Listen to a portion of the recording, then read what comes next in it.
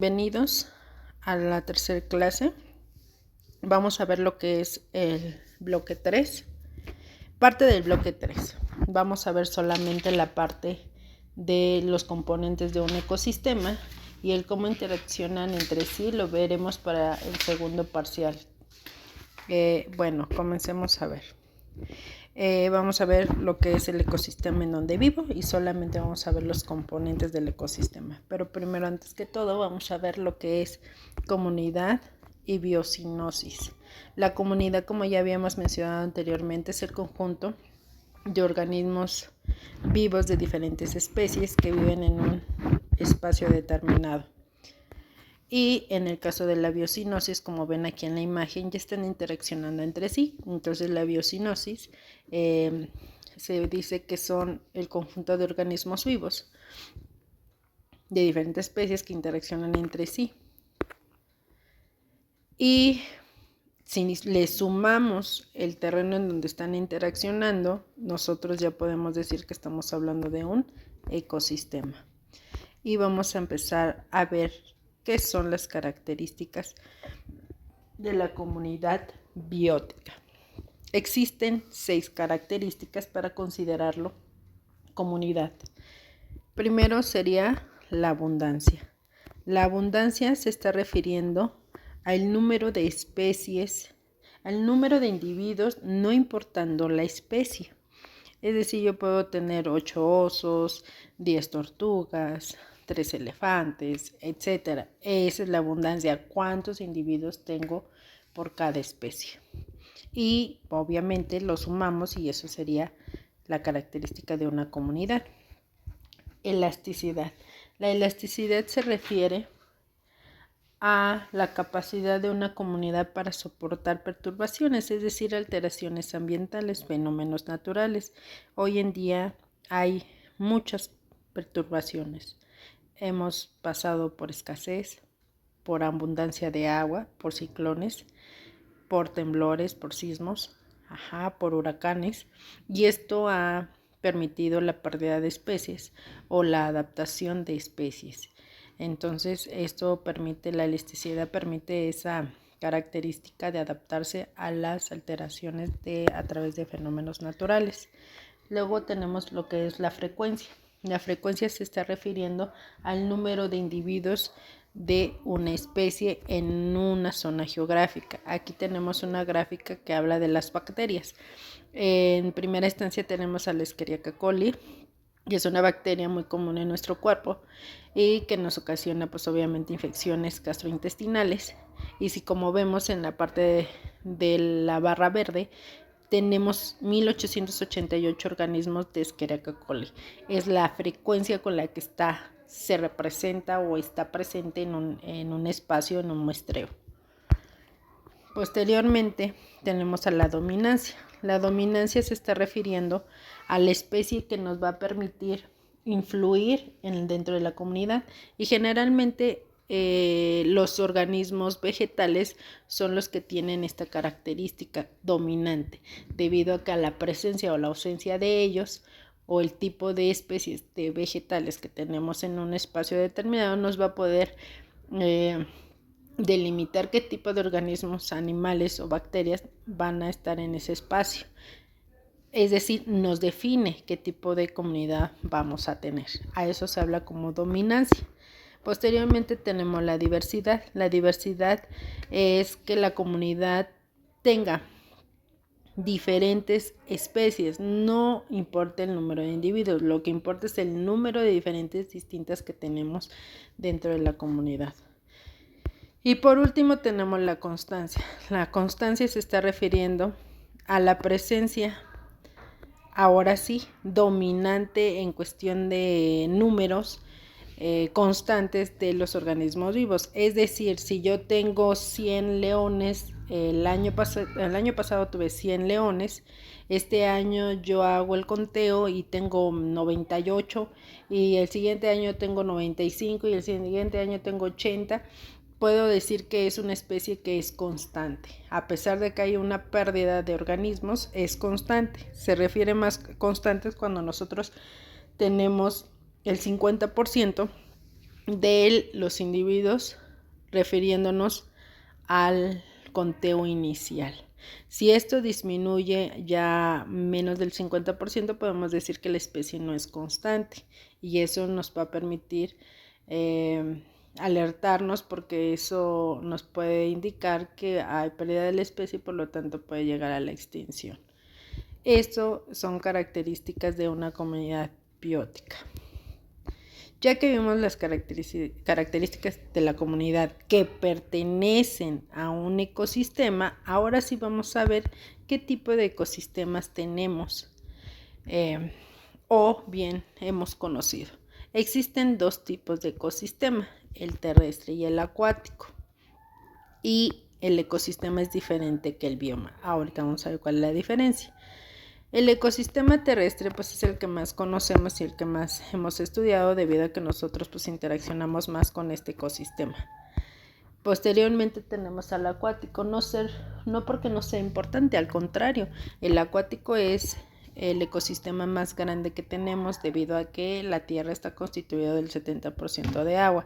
Sin embargo, no hemos tenido la capacidad o el instrumento para poder analizar este tipo de ecosistemas acuáticos. Acuérdense que tenemos mares, lagos, lagunas, ríos, cenotes y otros cuerpos de agua, manglares, ¿no? Entonces no se han logrado analizar del todo. Y bueno, el bioma no es un ecosistema. El bioma es el conjunto de organismos que viven en un espacio, pero está definido por el tipo de clima que va a tener. Es decir, tenemos a la tundra, tenemos a la taiga, que son biomas: bosque templado, bosque tropical en el caso de que es selva, sabana, desierto. Tenemos de parte del acuático, océanos, mares, lagunas, lagos, ríos, etcétera, ¿no? Solo por mencionar algunos biomas. Entonces los biomas, su conjunto nos dan ecosistemas. Bio es vida, masa de estos organismos vivos en un espacio determinado por el tipo de clima. Vamos a mencionar algunos biomas. Empecemos a hablar con la tundra ártica. La tundra ártica se caracteriza por tener unas bajas temperaturas. Va desde los 10 grados centígrados en verano e invierno a menos 55 grados centígrados. Debido a este rango de temperaturas, el tipo de suelo es como pantanoso, debido a que hay un deshielo, y ese deshielo permite que haya humedad como lodo, y eso también no favorece mucho a la vegetación, porque pareciera que estuviera inundado, aunque el suelo de abajo, que es el perfons, sigue congelado. La latitud está dentro del 60 al 70 grados. Su suelo va a ser carente de nutrientes por el tipo de temperatura o de clima que vamos a tener. Es constante en viento. Por la misma carencia de los nutrientes, pues la vegetación va a ser escasa. Va a ser líquenes y musgo, que son organismos, en el caso del musgo, vegetales, que son un crecimiento limitado, son miniaturas, prácticamente están al ras del suelo. Los árboles que vamos a tener van a ser enanos, y va a tener escasa precipitación pluvial, sí lo va a haber, pero muy escasas. La fauna va a ser osos polares, aquí vamos a tener los osos polares, los zorros, renos, etcétera, solo por mencionar algunos ejemplares. Y bueno, aquí vemos lo que es una imagen de lo que caracteriza a este tipo de bioma.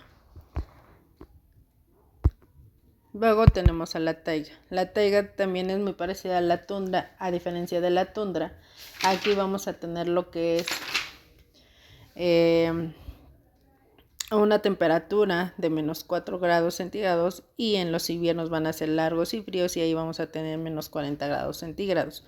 Se encuentra ubicada a una latitud norte entre el 50 y el 60 grados, que están abajo de lo que son las tundras, en la parte norte del polo norte, si lo podemos ver de esta forma. Su tipo de vegetación son perennifolios, son árboles perennifolios, así son como los pinos y abetos. debido a que estos organismos pues soportan estas bajas temperaturas, por eso tenemos nada más esto. El tipo de vegetación no vamos a tener un crecimiento de hierba por el mismo congelamiento que hay. El tipo de fauna va a ser lobo gris, oso pardo, zorro rojo, búhos, alces, etc. Su suelo va a ser por muy ácido y pobre en minerales. Al tener pocos minerales no me va a permitir el crecimiento de vegetales, no va a haber diversidad en vegetación. Recuerden que anteriormente en la clase pasada vimos que el suelo define mucho el tipo de vegetación que vamos a tener. Y obviamente el tipo de vegetación me va a definir la fauna y el tipo de fauna pues me va a definir toda la comunidad en sí. Posteriormente tenemos al bosque templado. El bosque templado tiene una gran importancia para nosotros en la parte económica debido a que ahí nosotros obtenemos recursos madereros.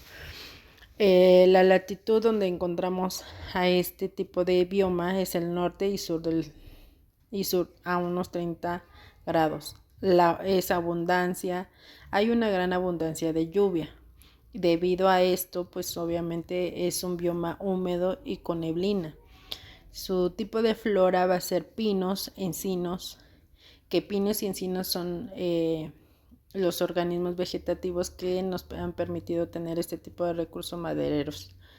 Los helechos, obviamente este tipo de vegetación está dado por las diversas lluvias anuales que presenta este bioma.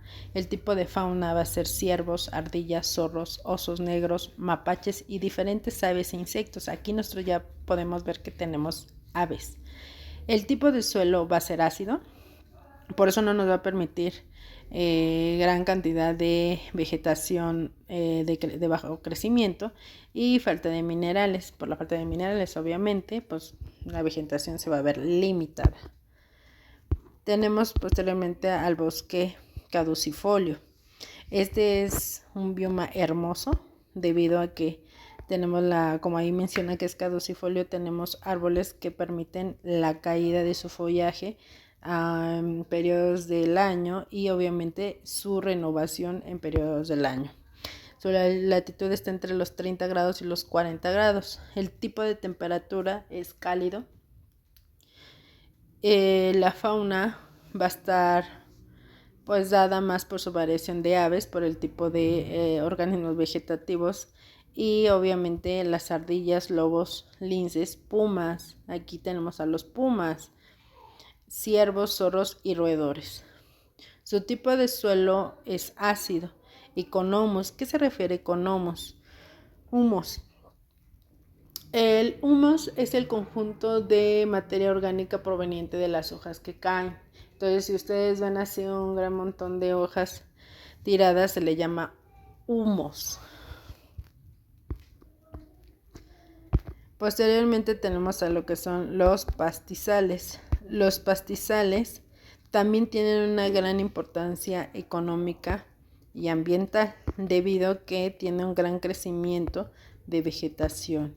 Estos pastizales, también llamados praderas o llanuras, tiene como característica el tipo de vegetación dominante por pasto y hierbas anuales, y esto ha permitido que obviamente pueda haber una alimentación de este tipo de organismos herbívoros como bisontes, roedores, pumas. Bueno, los pumas no son herbívoros. Los zorros, lobos y halcones, águilas, pues van a permitir que estén en esta área porque pues van a tener sus alimentos disponibles. Debido a que es un bioma que permite que haya ganado, como son las vacas,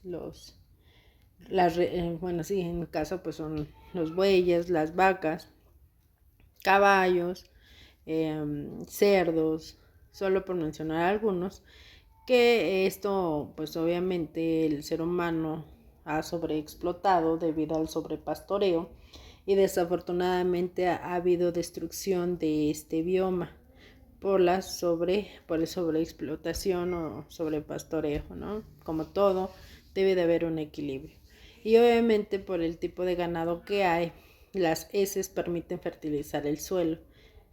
Y obviamente con la ayuda del clima que es templado, o sea que hay lluvia y es caluroso, pues nos ha permitido que haya un crecimiento de pasto y de hierbas anuales, que forman parte de la alimentación de estos organismos vivos. Posteriormente tenemos el matorral, también llamado chaparral, y existen dos tipos, el mediterráneo y el xerófilo, y esto va a estar definido por el tipo de vegetación. ¿Se acuerdan que hablé de la dominancia? Bueno, pues aquí acuérdense que en un bioma lo va a definir la vegetación, ¿no? De ahí de la vegetación vamos a definir qué tipo de animales y bacterias van a estar presentes, y debido a ese tipo de organismos pues también el tipo de suelo que va a haber, y obviamente el crecimiento de los vegetales. El Mediterráneo vamos a tener a los arbustos. En el caso del xerófilo, por ese mismo nombre que lleva, pues son plantas que son carnosas y tienen espinas, como ven en la imagen, tipo sabana y desierto, pero no tanto. ¿Por qué? Porque su clima aquí es seco, pero sí hay lluvias invernales, y bueno, es constante. Se localiza cerca de los desiertos costeros, o entre la selva y el bosque. Son lugares como templados, por eso hay más lluvia y no se le puede considerar un desierto, ¿verdad? Por el tipo de vegetación animal que vamos a tener. La fauna va a ser abundante en roedores, insectos, reptiles y aves. El tipo de vegetación, pues ya mencioné que va a ser arbustivo en el caso del Mediterráneo, y xerófilos van a ser espinosos, como cactus o agaves. Posteriormente tenemos al desierto. El desierto lo vamos a encontrar en todos los continentes. Su precipitación solamente es anual y es de 200 milímetros.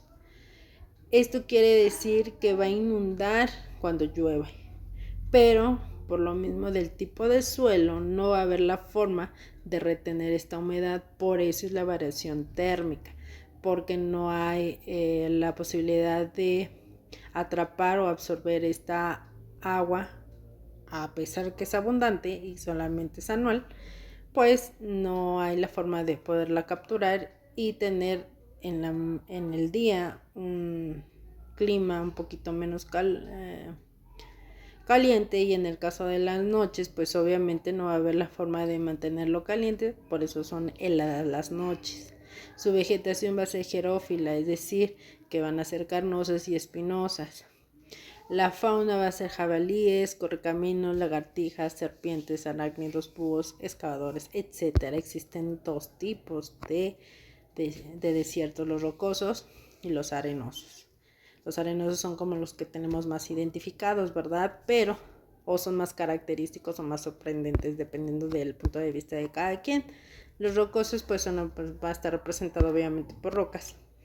Y vean, la vegetación es realmente escasa. Agua, pues ni sus luces, que sí hay oasis, sin embargo, pues no son muy comunes. Después tenemos a la sabana. Es importante mencionar que en la sabana vamos a tener una gran cantidad de diversidad de mamíferos grandes, como es el jirafa, los elefantes, las cebras, los bisontes, los búfalos. Y en el caso de depredadores, pues vamos a tener a los leones, leopardos, perros salvajes y hienas. Su tipo de vegetación van a ser pues escasas, y van a tener árboles espinosos y hierbas anuales, y esto va a permitir que puedan alimentarse este tipo de mamíferos que son herbívoros. Se localiza en los límites de los desiertos y son zonas áridas con lluvias estacionales, es decir, son más abundantes en el caso del desierto. Por eso el tipo de organismos que van a estar ahí, tanto vegetales que dominan o permiten definir la comunidad. Y obviamente les recalco, este bioma vamos a encontrar una gran diversidad de mamíferos grandes. Es su característica principal. La selva, también llamado bosque tropical lluvioso, está localizado en las cercanías del Ecuador. Su tipo de vegetación está dado por árboles grandes que miden más allá de 30 metros, y esto también permite que haya tipo de plantas epífitas, es decir, que crecen en las puntas de árboles debido a que la cantidad de luz solar que ingresa al suelo es escasa, y eso no permite que haya vegetación de hierba, sino árboles grandes, por su gran humedad, porque es un clima cálido. Y obviamente la humedad está dada por la abundancia de lluvias, y como son montañas generalmente, pues hay obviamente cuerpos de agua, como son ríos, lagunas, lagos. El tipo de fauna, pues va a haber una gran variedad de insectos, reptiles, anfibios, aves y una gran diversidad de mamíferos, pero en el caso de la selva no vamos a tener mamíferos grandes, sino pequeños. O digamos no tan pequeños, pero no grandes como es el elefante o la jirafa. Bueno, hasta aquí damos por terminado el primer parcial. Hasta acá va a venir su examen. Su examen va a ser el día lunes y martes de la próxima semana. Y les voy a dejar el mismo lunes, no, más bien el mismo lunes les voy a enviar la actividad Construyete para que me lo entreguen el día jueves, no, el día miércoles, por favor. Solo van a ser 5 actividades, es importante que lo resuelvan, y el día de entrega va a ser el día miércoles. Recuerden que la próxima semana es la semana de evaluación, entonces por favor entreguen en tiempo y en forma todas sus actividades para que no haya ningún problema. Y por favor también sigan las instrucciones que se les da en las asignaciones, porque eso les está afectando en sus evaluaciones del resumen y de actividades. Eviten el plagio, no se copien, por favor. Ok, bueno, nos vemos pronto. Hasta luego.